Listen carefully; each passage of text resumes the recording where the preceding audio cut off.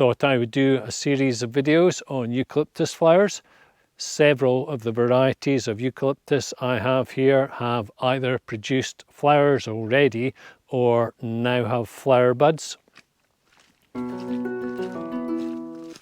This Eucalyptus Nitens is definitely one of my favourite trees, and I noticed it had flower buds and also flower capsules, so it must have had flowers last year before the frosts at the end of 2022, and I'm actually quite hopeful I'll get some seed from this.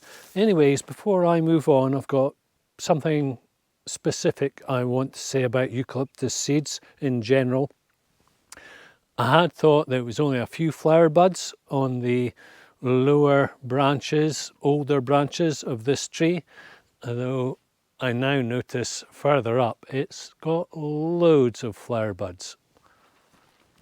And I had thought initially it was just that particular Eucalyptus nitens that was producing all these flower buds, though in a previous year I did notice one of these down here also had flower buds, and very difficult to see because they're quite tall now, though several of these do this year have flower buds as well.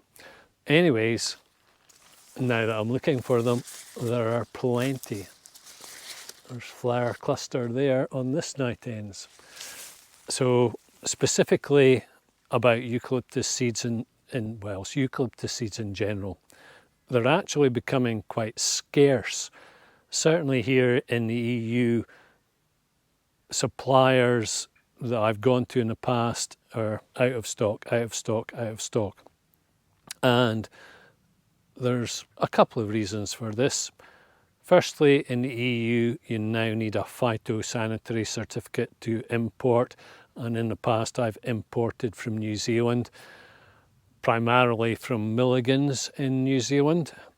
And secondly, Milligans said to me that they were actually now supplying seeds to the Tasmanian Forestry Services, and that suggests to me, and it was implied by Graham Milligan, that seed is becoming scarce because they're cutting down so many trees and also the wildfires. So the thing that goes through my mind is that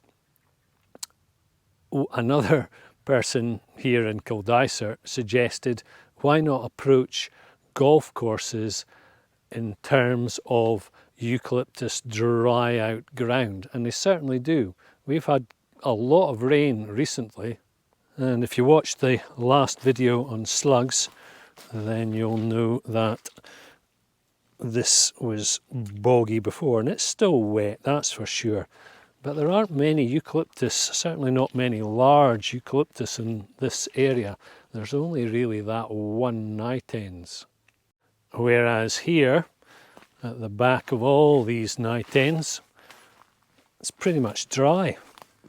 A day later, I mean really dry, nothing, no squelchiness. It's just, it's damp, but it's not like bogging. Perfect for growing, and certainly in terms of a golf course for grass. Back to the seed scarcity issue.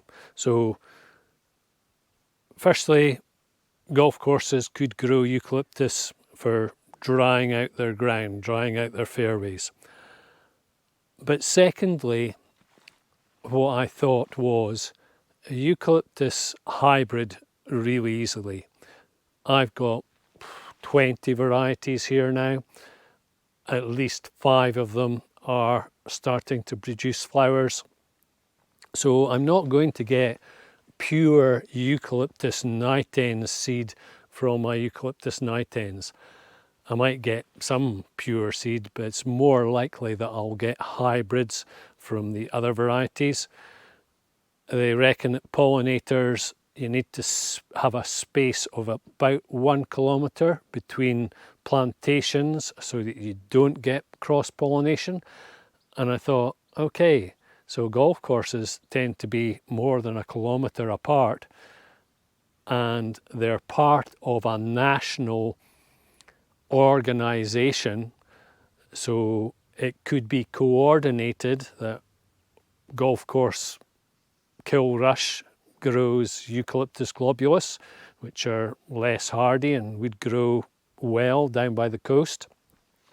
Another golf course, say in Athlone, where it's inland and gets frost, might be able to grow Eucalyptus rodwai, and you can't get Eucalyptus rodwai seed at the moment. I've searched everywhere, unless you want to go to Milligan's, and as I say, there are complications there. So an income, apart from solving the problem of European scarcity of eucalyptus seed, it could be an income for golf courses. Thanks a mil for watching. Good luck.